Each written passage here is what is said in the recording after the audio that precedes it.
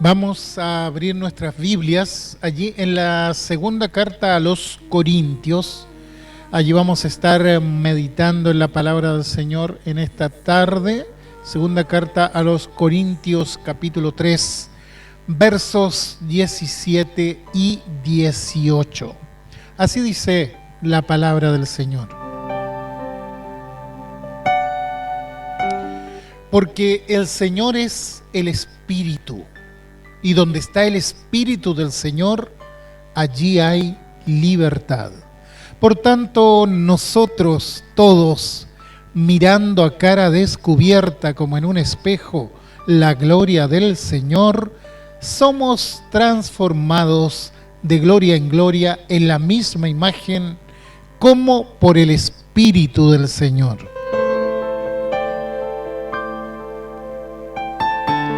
Vivimos en una época de cambios vertiginosos, cambios violentos eventualmente. Las cosas nuevas están apareciendo todo el tiempo. Vivimos en una sociedad cambiante, cambios aparentemente profundos. Pero cuando nos detenemos a analizar los cambios, podemos concluir que no se trata de cambios profundos, sino simplemente de cambios superficiales. Es decir, en el fondo todo sigue exactamente igual que antes. Hace unos días estaba viendo una serie basada en una novela de los años 60, cuyo título es El gato pardo. Es una novela histórica que habla acerca del general Garibaldi. En Italia ocurre todo esto, ¿no?, quien desembarca en la isla de Sicilia en pro de la unidad de Italia, y por supuesto que allí comienzan cambios políticos, cambios sociales muy importantes. Los aristócratas, quienes gobernaban en la isla de Sicilia, entonces deben acomodarse a una nueva realidad social y política, pero lo que trasciende de toda la novela es una frase que dice uno de sus personajes, discutiendo sobre los cambios que se están suscitando. Y él dice lo siguiente. Él dice: es necesario que todo cambie para que nada cambie. ¿Qué le parece? Es necesario que todo cambie para que nada cambie. En otras palabras, pueden haber grandes cambios, pero en el fondo todo sigue igual. Y quienes hemos vivido un poquito más de años, podemos comparar la sociedad antigua con la sociedad actual. Hoy vemos muchos cambios tecnológicos y cosas como esas. Nosotros, los que estamos más o menos en mi generación, somos antes de la era digital. Después de la era digital se están produciendo muchos cambios, y hoy en día, por ejemplo, usted ve que está el boom de la inteligencia artificial y todos los demás. Bueno, quien le habla era antes de eso. Hemos vivido cambios sin duda importantes, pero resulta que las grandes crisis sociales han seguido exactamente igual. Vemos los cambios tecnológicos, vemos los grandes cambios científicos, pero la sociedad sigue igual. Todo lo que vemos es que, independiente al régimen político, es como que los siglos se van repitiendo incansablemente. Desde que tengo uso de razón, que se habla de crisis política, se habla de crisis económica, se habla de la crisis energética, se habla de la crisis educacional, se habla de la crisis social, etcétera. Y es como que siempre es lo mismo. Entonces uno mira las noticias, lo que está pasando en el mundo, en el país el día de hoy, y uno escucha a los comentaristas hablar, y uno dice: pero esto ya lo vivimos, ya pasamos por ahí. Quiere decir que hay cambios, claro que los hay, pero no hay cambios profundos. No sé si me explico. No hay cambios que vayan a la raíz del asunto. ¿Por qué? Porque el ser humano está imposibilitado de realizar cambios profundos. Porque los cambios profundos solamente los puede hacer Dios. En lo concerniente al hombre, siempre va a dar vueltas en el mismo círculo. Los cambios profundos tienen que ver con el corazón. El cambio profundo tiene que ver con el espíritu de la persona. Y esos cambios únicamente los puede hacer Dios, nadie más. Y si el corazón del hombre no cambia, nada cambia. Hay un novelista griego que se hizo famoso por su libro La última tentación de Cristo, hace algunas décadas atrás. En realidad se hizo más conocido no por el libro, sino por la película que fue muy cuestionada en su momento. El nombre de este autor es Nikos Kazantzakis. Bueno, Nikos Kazantzakis fue un hombre que tenía grandes inquietudes espirituales. De hecho, todas sus novelas, casi todas hablan acerca de Cristo. Y uno de sus libros, que es un libro de poesía, se titula El pobre de Asís.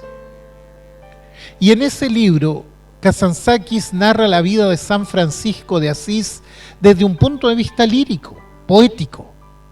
Pero más que una biografía a través de la vida de Francisco, él se hace algunas preguntas espirituales, preguntas profundas. Y una de las grandes preguntas que se hace es, ¿qué produjo en Francisco un cambio tan radical al punto de abandonar una vida acomodada y abrazar la pobreza? ¿Cómo es que puede enfrentar toda una generación y producir un movimiento que llega hasta nosotros el día de hoy? Y la respuesta a la que arriba Kazantzakis es que Francisco experimentó no una transformación superficial, sino una transformación interna.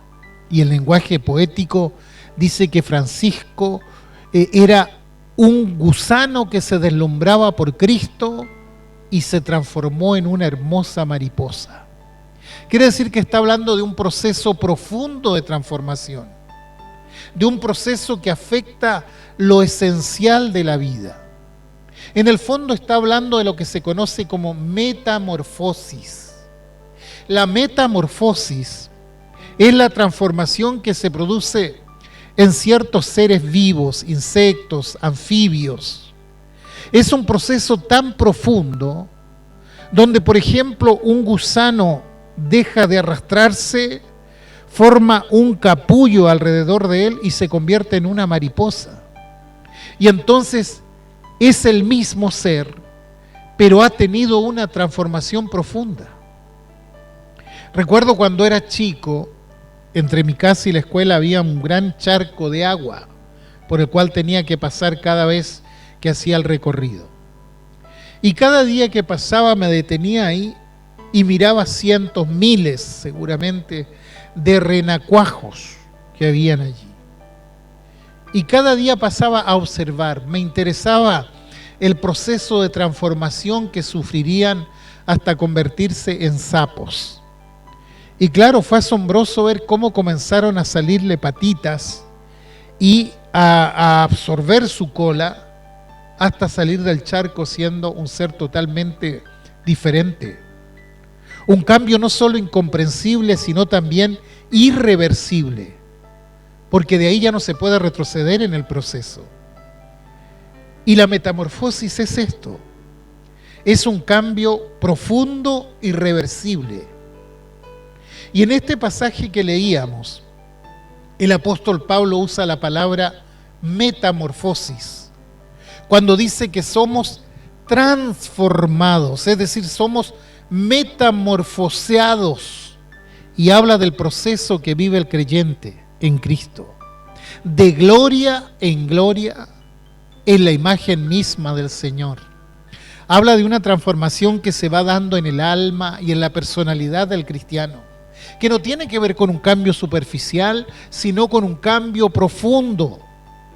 Pablo no está hablando de un cambio cultural, no está hablando de un cambio social, no está hablando tampoco de un cambio estructural, él está hablando de un cambio espiritual, de una transformación espiritual, que son los cambios que solo Dios puede producir en la vida de una persona.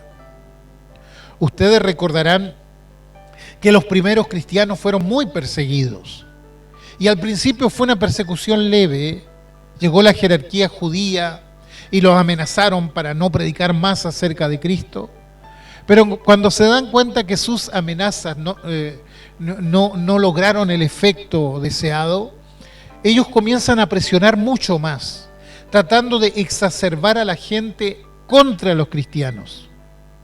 Y todos recordamos que en un momento dado toman a Esteban, que era simplemente un diácono de la iglesia, y lo llevan delante del tribunal. Y Esteban se para, da un discurso maravilloso en su defensa, una notable exposición de la fe cristiana al punto de que no lo pueden refutar. Y al no poder refutarlo, entonces la rabia crece y tratan de descargar su ira matándolo a pedradas. Y en el momento que lo apedrean, el libro de Hechos dice que había un muchacho que se llamaba Saulo, de quien se dice consintió en su muerte. En otras palabras, él apoyó esa acción. Y luego se dice de él que Saulo no solo consintió en la muerte de Esteban, sino que salió a buscar a otros cristianos para encarcelarlos. Los torturaba hasta hacerlos blasfemar. Él votaba por la muerte de los cristianos en el tribunal. Pedía cartas para perseguir a los cristianos y su nombre se convirtió en el primer siglo en el terror de los cristianos. Donde aparecía Saulo de Tarso había problemas porque era el gran perseguidor de la iglesia de Jesucristo. Pero un día, Ananías, un cristiano de Damasco, recibe el mandato de Dios que le dice: levántate y ve a la calle que se llama derecha y busca en casa de Judas a uno llamado Saulo de Tarso, porque he aquí, él ora. Y por cierto, Ananías queda muy sorprendido. Todos los cristianos sabían de lo que Saulo era capaz. Y dice: Señor, he oído de muchos acerca de este hombre. ¿Cuántos males ha hecho a tus santos en Jerusalén? ¿Y sabe lo que le dice el Señor? El Señor le dice: ve, porque instrumento escogido me es este, para llevar mi nombre en presencia de los gentiles y de reyes y de los hijos de Israel. Y Ananías va, y cuando llega al lugar, en efecto Saulo estaba orando. Y entonces, ¿qué pasó? ¿Qué pasó con Pablo, con Saulo? ¿Qué pudo haber producido un cambio tan profundo, tan grande, tan radical en su persona? Había comenzado el proceso de la metamorfosis que solo Jesucristo puede producir en el corazón.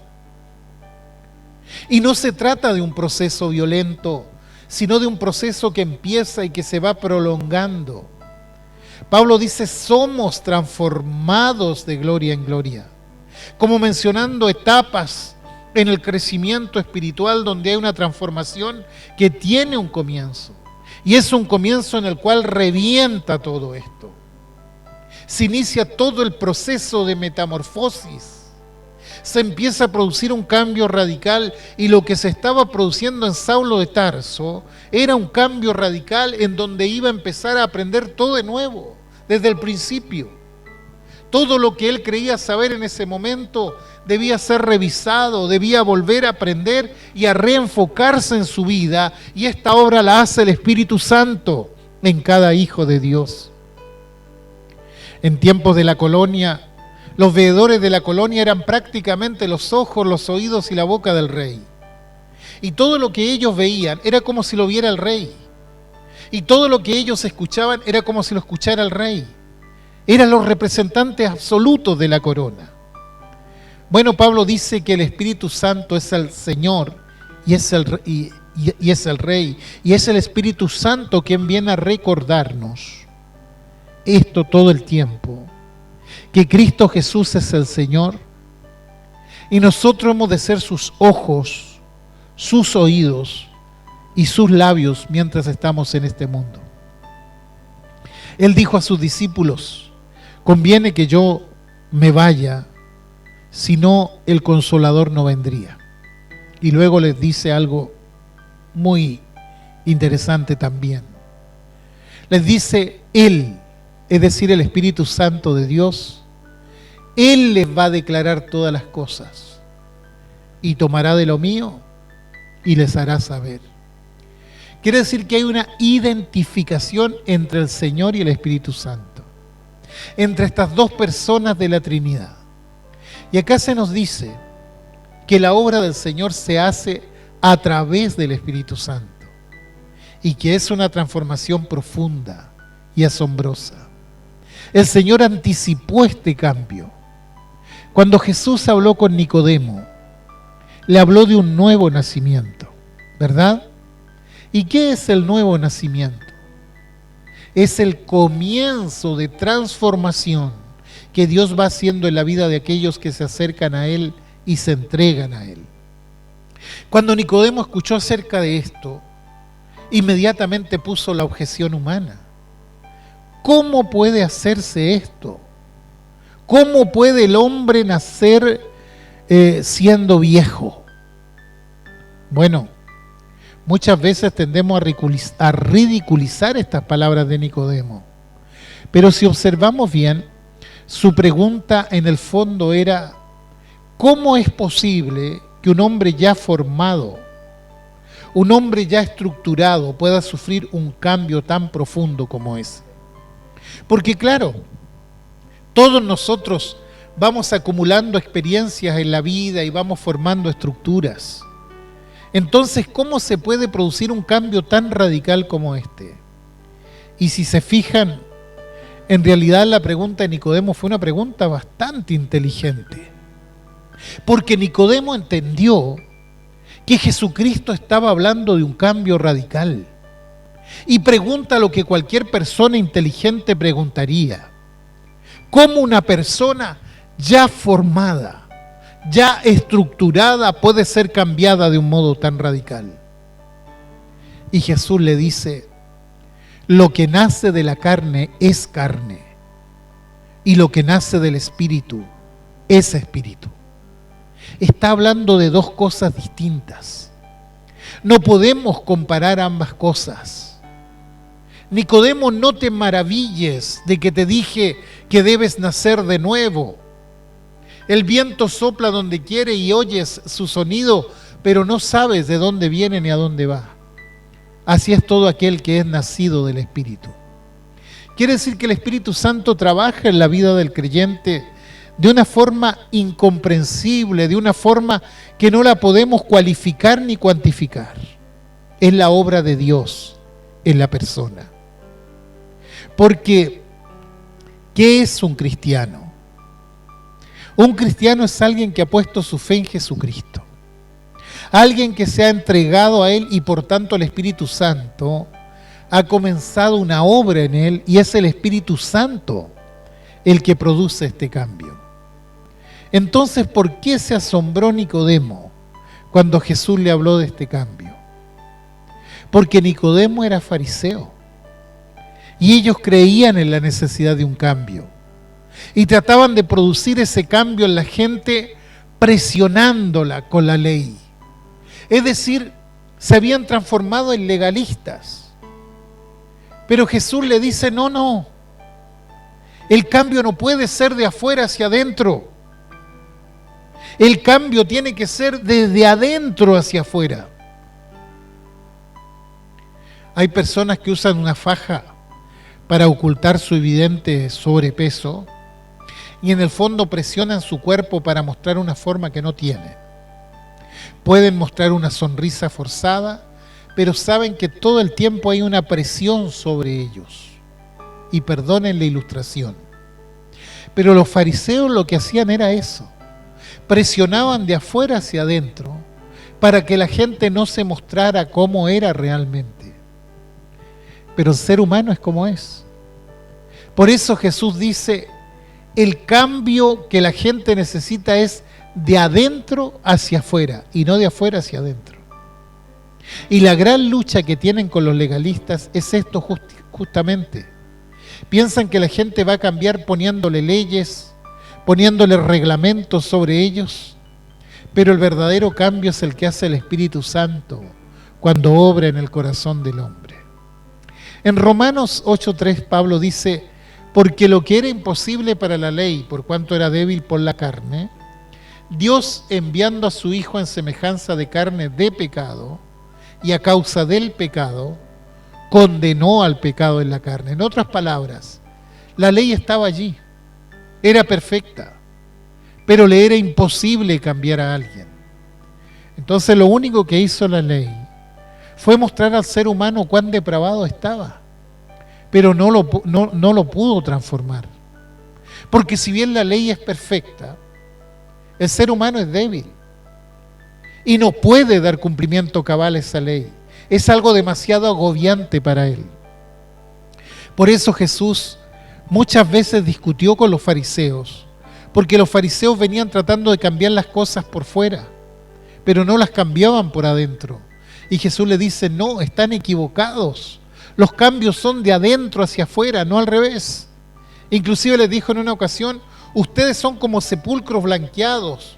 Por fuera se muestran blancos, pulcros, pero por dentro están llenos de contaminación.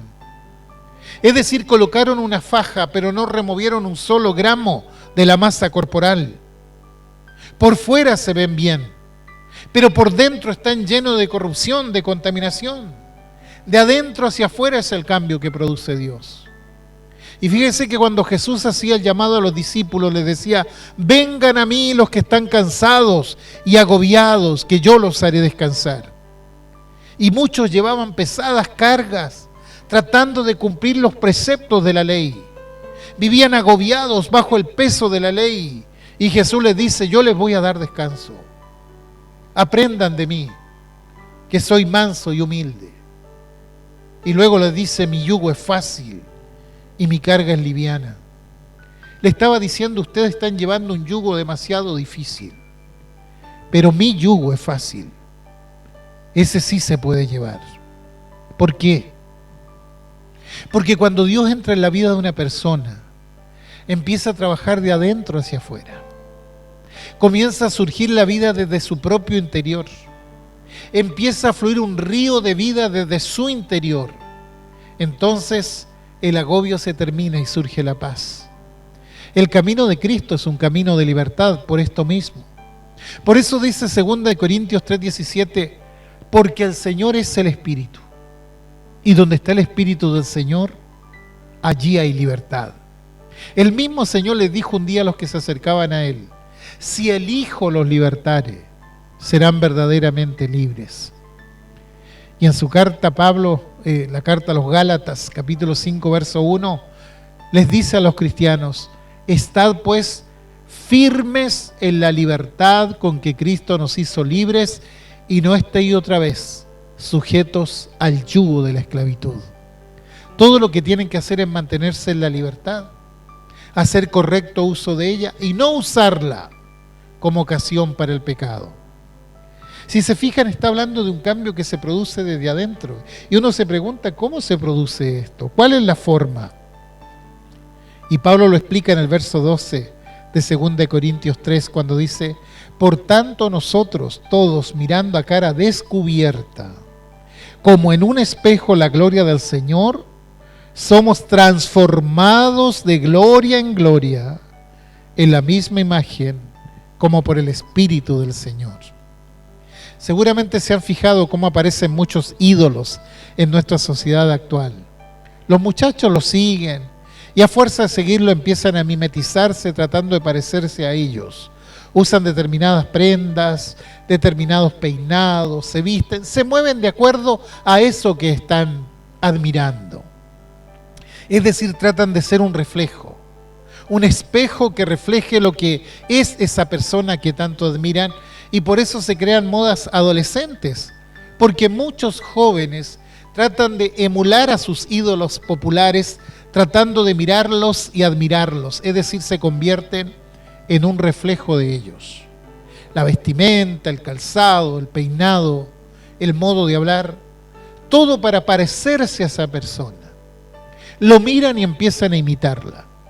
Y aquí habla del cristiano y dice que tiene que mirar a cara descubierta al Señor, es decir, sin filtro religioso, sin careta ni nada de esas cosas, y nos acercamos a Jesús tal cual estamos.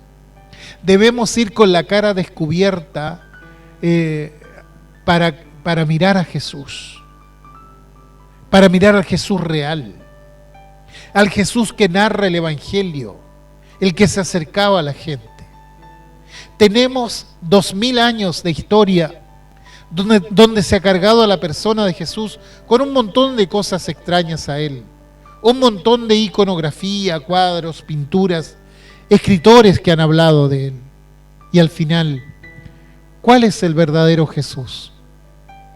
El verdadero Jesús es el que está en el Evangelio, el que hay que mirar cara a cara. Es de este Jesús que debemos imbuirnos.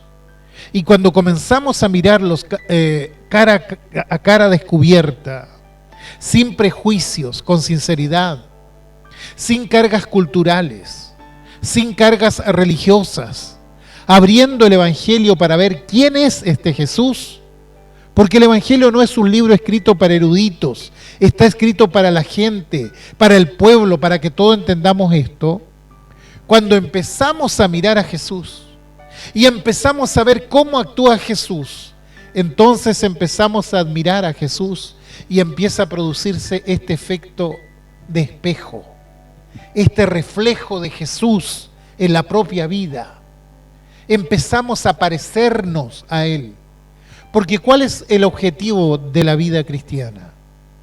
El objetivo de la vida cristiana es, en primer lugar, mostrar a Jesús. No solamente hablar de Jesús. De hablar muchos hablan. El asunto es mostrar a Jesús en la propia vida. Mostrar lo que Jesús es en nosotros, en nuestra forma de actuar, de hablar, de vivir. En el Antiguo Testamento nos habla de Moisés, quien tenía una relación íntima con Jesús. Se llega a decir de Moisés, metafóricamente por supuesto, que llegó a ver a Dios cara a cara. Es una forma de expresión para decir que lo veía, que tenía una relación directa, personal con Dios. Él subía y estaba con Dios. Y cuando bajaba dice que el pueblo veía la gloria de Dios en Moisés, la veía en él. No hacía falta contar que había estado con Dios, ni la experiencia que había tenido con Dios, ni todas estas cosas tan de moda hoy y que no sirven de nada.